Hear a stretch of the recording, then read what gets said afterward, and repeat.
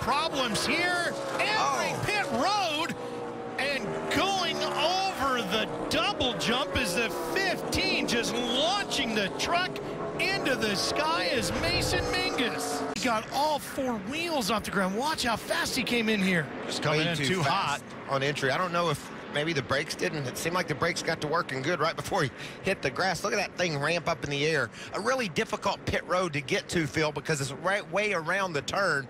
So, but that wasn't even close. Sure wasn't. A lot of damage to Mason Mingus's truck as well, as you see Timothy Peters go by. Watch this view right here. Orange cone out of the way safely.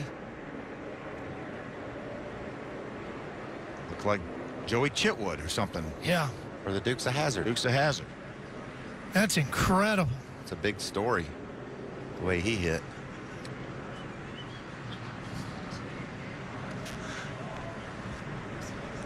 This is what happened. We ride along.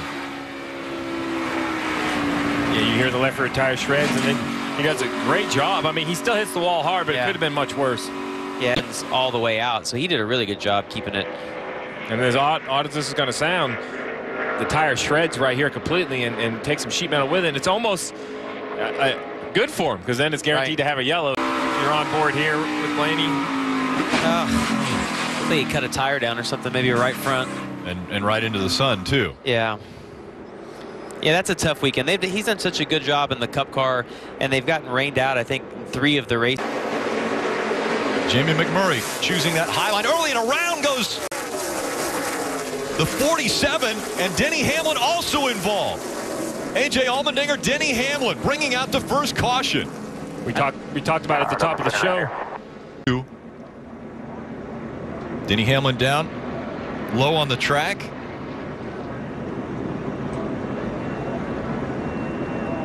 He was way on the bottom. I don't think the 47 ever saw he was there. He was so low getting into the corner.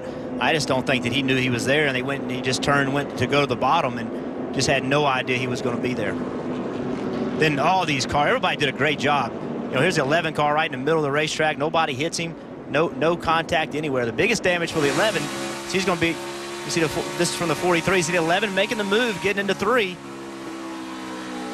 Yeah, 47 had no idea he was there. And we heard Martin Truex Jr., I think, make it very simple. You can't win the championship today, but you definitely can lose it. Denny Hamlin aggressive on lap 2, trying to make a pass. And again, aggressive racing is what we're going to see. But then when something happens, how do you respond to it? And the 11 car not pitting right there, that's going to put them in a hole. They're going to be a lap down now. They could have. Martin Truex Jr., Eric Almirola, Dale Earnhardt Jr., Ryan Newman, Austin Dillon, the top 10. And slow is the 3 of Austin Dillon. Caution comes out again. Oh, you just heard him say the right front blew. It's early in the run. Trying to get it to the bottom here. There's 2 more coming, 3 more coming.